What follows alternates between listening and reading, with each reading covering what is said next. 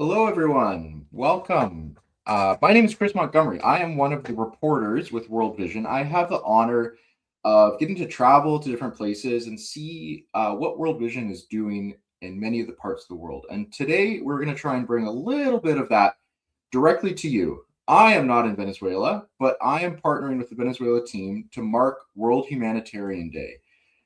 That's a day that's set aside to recognize those around the world who respond when conflict, disaster, hunger, crisis disrupt children's lives. And it's a reality that's often honestly overlooked that these humanitarians are from the communities that are affected. Normally, they go about their lives helping those around them, but then disaster strikes and then they're supporting others while also worrying about their own families, their own homes, their own futures.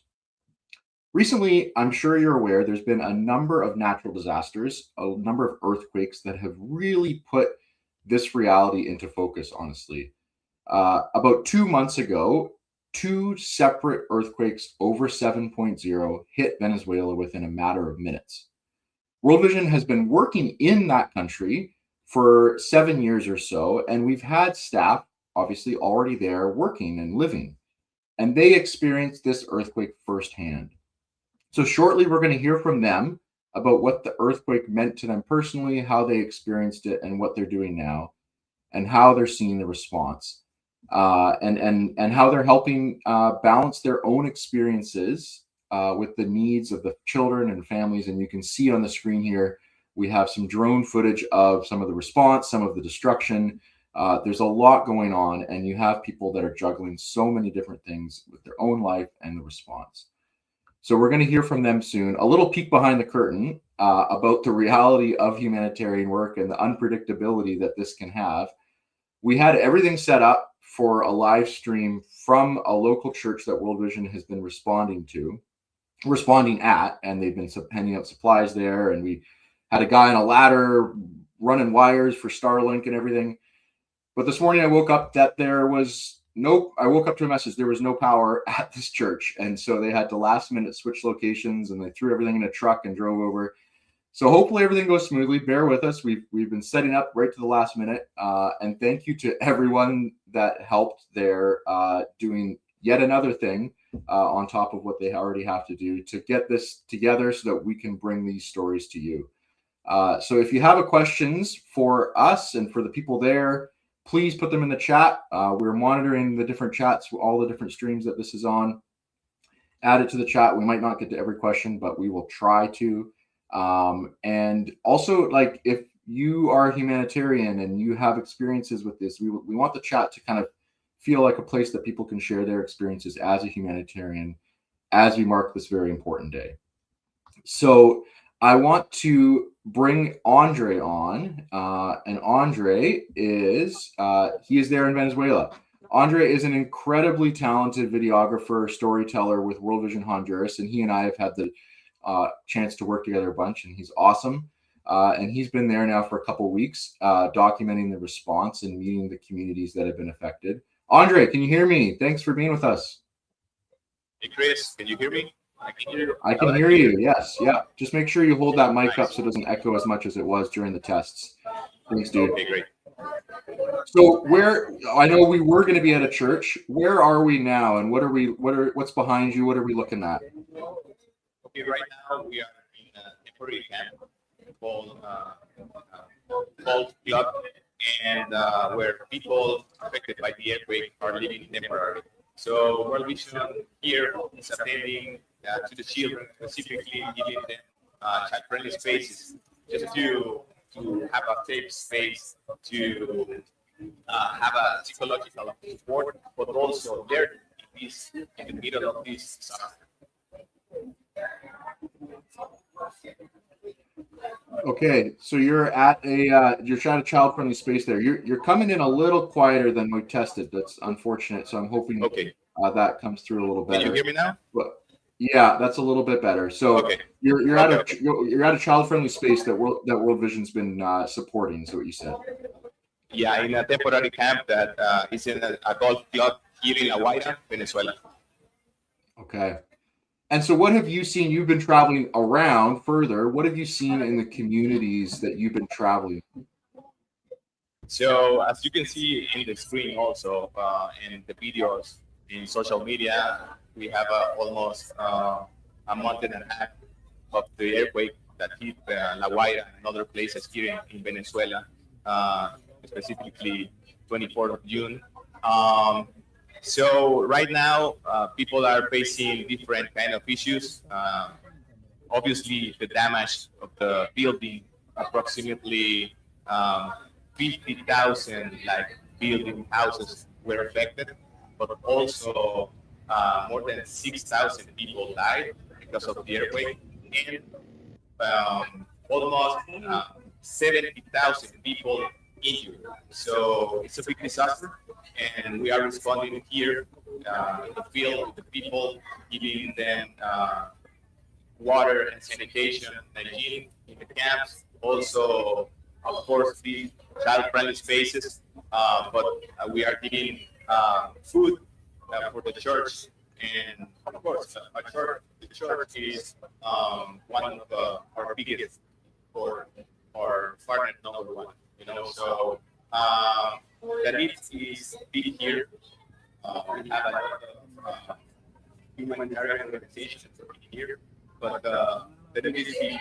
So it's important to show to the people that are watching us right now that still a lot of the people have to rebuild their life, rebuild their income, livelihood. Also, they are facing a lot of struggle here, like food, like safe water, and also protection. Because you know this is a temporary camp, but this is not a safe space to raise a kid. Sure.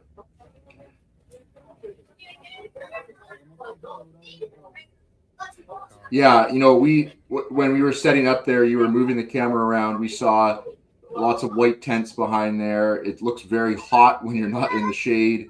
It's not a comfortable. It's better than some of the situations, but it's not a comfortable long-term solution. And so this is about providing something for children and families right now, so they can feel safe, they can stabilize, they can get the basics taken care of, and they can move forward. Yeah, so the weather conditions here are very changing. So we are close to the ocean, so it's very hot. And because of there is a lot of people, but also the tents create more like temperature inside the tents of the sun. But also people are facing rains, because sometimes in the nights heavy rains hit the Hawaii. So that creates a lot of issues, like some outbreaks with the water disease, water related disease, and also mosquitoes. Yeah.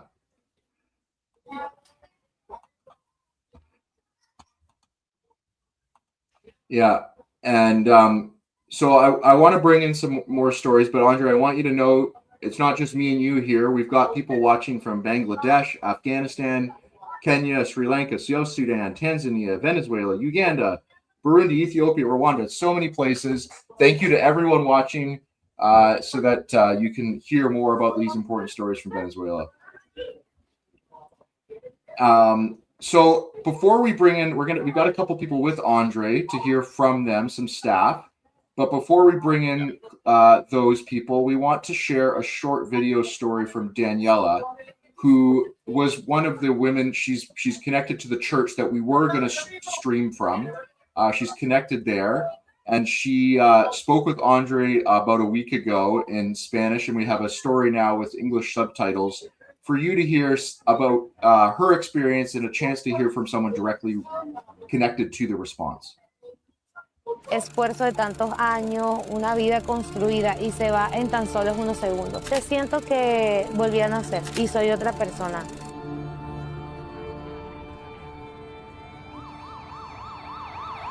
Cuando yo me levanto, no veía nada. Todo era una nube gigante marrón. Y lo único que yo hacía era preguntarle a mi papá, papá, ¿qué pasó? Cuando logramos salir hacia la calle, vemos a la gente parada, corriendo de un lado a otro, no veíamos nada así a lo lejos, cuando de repente empiezan a gritar, se cayeron las torres.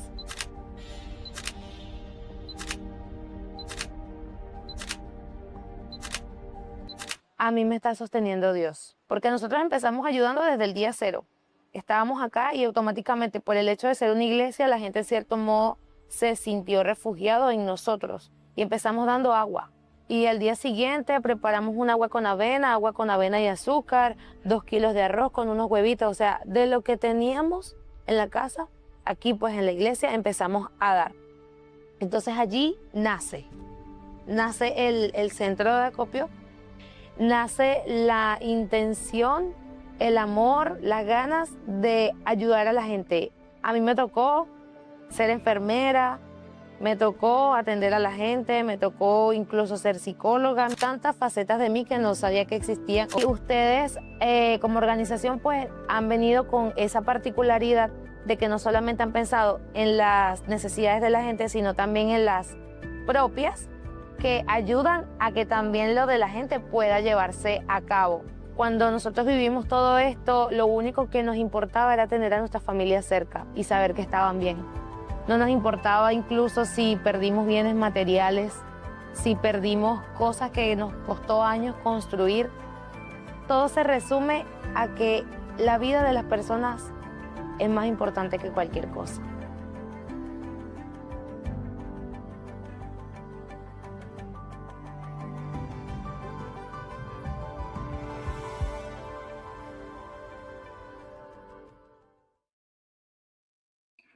Welcome back. Thank you for that, Andre. Just incredible stuff.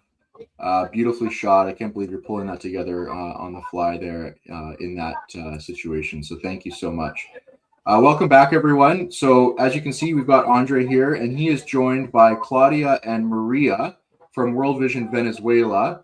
So Andre, I'm going to hand it over to you to take this part of the conversation and hear from their stories. Okay. So, as you said, with Claudia and Maria, who are staff World Vision Venezuela, but also they were affected by the earthquake the last 24. So, Claudia, thank you for being here and be able to share your story.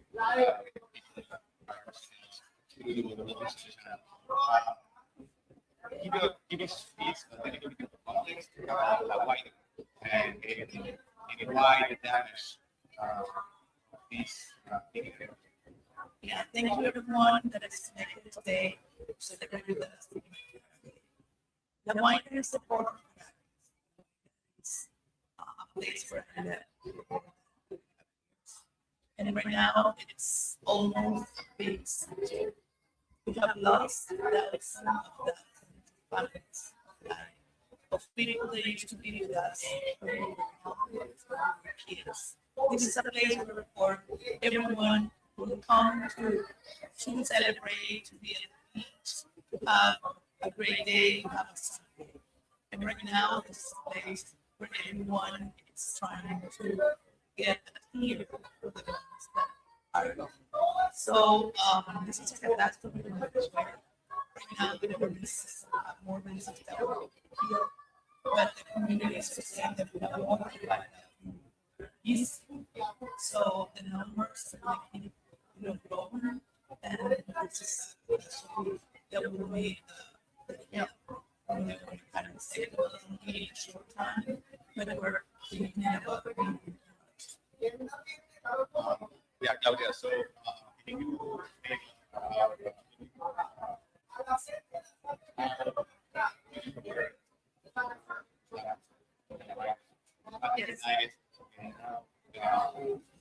Hey, Andre, can you hear me? Andre, can you hear me a little bit?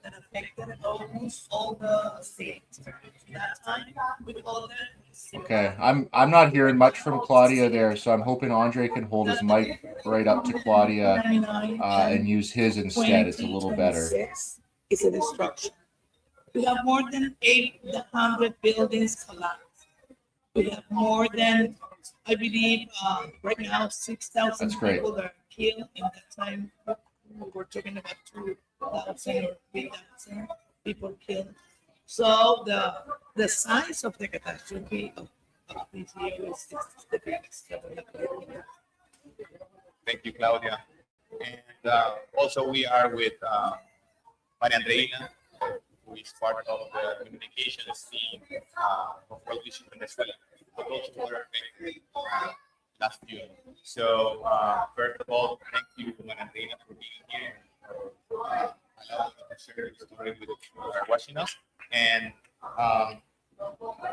can you tell us how was like the first moment the earthquake hitting? Hola a todos. Fue un milagro, ¿no? Fue el día de It was a miracle for us to be alive. porque tenemos planificado Because ir a we La were Guaira el planning 24 because de it was a free day to noviembre. go to Guatemala. Y amaneció lloviendo. But it was like raining, so we prefer to stay home in Caracas. Y 4 de la tarde, About 6 o'clock in the afternoon, I was in the hall, and we did something that we will never forget. That it was the alert through the phone, that it was saying earthquake 6.4, be safe. And they didn't receive that. Okay. In that time, no, okay. In that time, I said, well, this is going to be serious.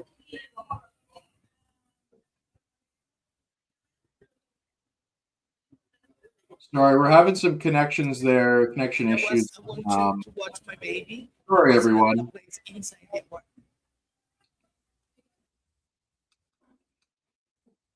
Okay, yeah, sorry about that. We when we tested, it was coming through a little bit more, but as I'm sure a lot of you can hear, the connection's not working quite as well as we'd hoped.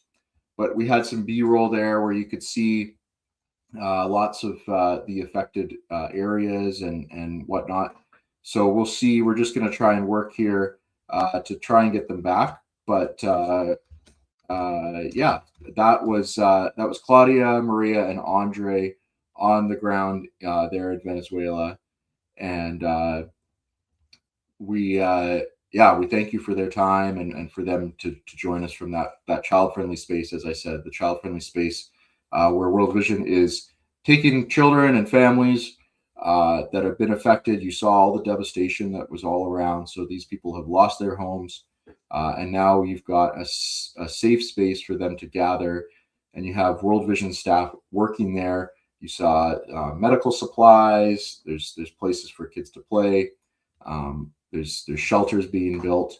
All of the basics that are needed for people to try and get back on their feet and after this devastation. And I just want to bring it back to the focus of the day too, is that we have a situation where all those you saw, all the staff, all that stuff is only running because of all the staff that are working there. But those staff have also been affected by the disaster. They were living right there, and so this is a reality. Many places around the world. Sometimes it's conflict, sometimes it's natural disasters. But wherever humanitarians are working, they're experiencing the challenges of that local area themselves. And Andre's saying he can hear me, but I don't know that we have audio from Venezuela there from the team. Maybe bring them back on, Brian, briefly, and we'll hopefully hear from them. Hello, Chris, can you hear me? Hi. Yes, I can hear you. Okay, so we can start the conversation with Daniela, who is part of the communications team of Venezuela, and she also was affected. So what we are going to do is that Maria Andreina will speak in Spanish, and Claudia will translate directly to the mic. Perfect. Yeah. Did you hear us?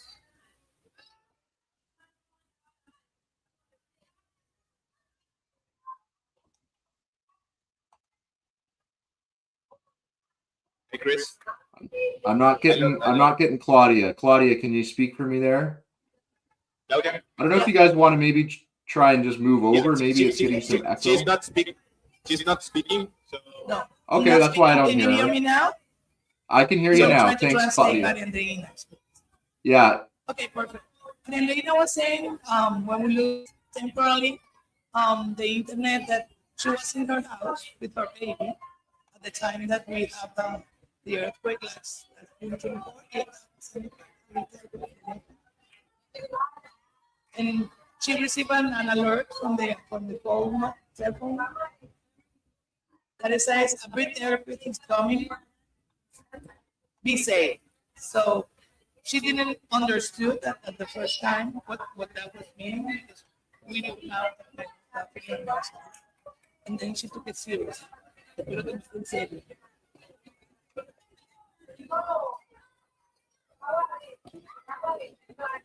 Thank you, Claudia. Can you guys, can we get you guys to stand closer to the camera? And took her baby and went directly downstairs. Andre, can you use your phone maybe?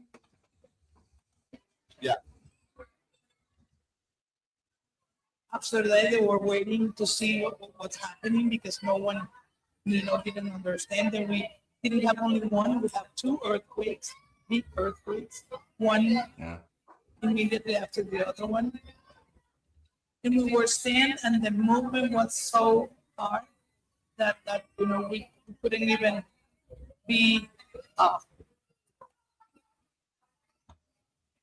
In that moment, I only realized that I need to ask God to save my baby, because we were,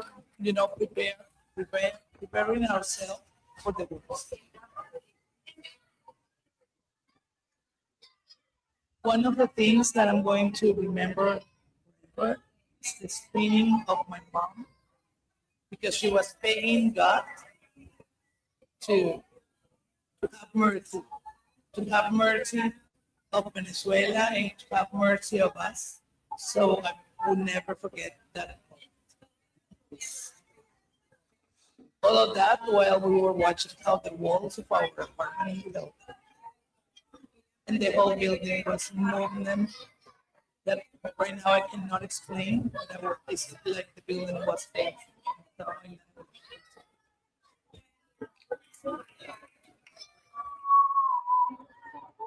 So we wait there to. Can we? Oh, now we're losing the video as well. Well, I appreciate if you're still with us. I really appreciate you sticking with us on this. This is what happens when you go live and when you try and pull it together through sketchy connections over there in a situation like that. So appreciate you guys coming and joining us. Andre, if you can hear me, just grab your phone and we're just going to use that and not bother with the mic if that works. But otherwise, we will maybe leave it there. But let's see if he can pull his mic again. Thanks to everyone. We've got people Sierra Leone, Tanzania, Mozambique, El Salvador, Mali. I saw Germany earlier as well. So lots of people on LinkedIn there. We see you all. Thank you again. If you have any questions or your experiences since I'm having to fill the gap here, I'd love to hear if there's anyone that has some experiences they want to put in the chat about what they've dealt with and things that they've had as a humanitarian and what context they've worked in. That would be great. This is the day that we acknowledge all of the sacrifice and challenges that those people, all of you, are going through in the daily work that you have.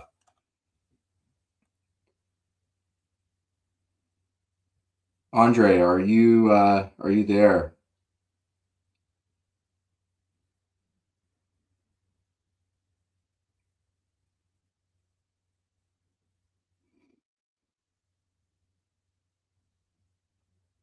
Okay, I think we've lost him. So again, we will do another live stream another time, and we've loved doing this. We've loved hearing from all of you, and again, apologies that this one had some technical issues, And that's just the reality, as I said, the reality of humanitarian work is you're just changing on the fly. You're having to do different things and adapt. So appreciate Andre and Claudia, Maria, Daniela, all of you there, all the people behind the scenes that were pulling this together. It's just incredible work you're doing there. And I'm glad that we were able to show some of the realities there for people. So thank you so much for all of that and for doing that. And again, thank you to everyone that's joined us today on this live stream. And we hope to see you again very soon.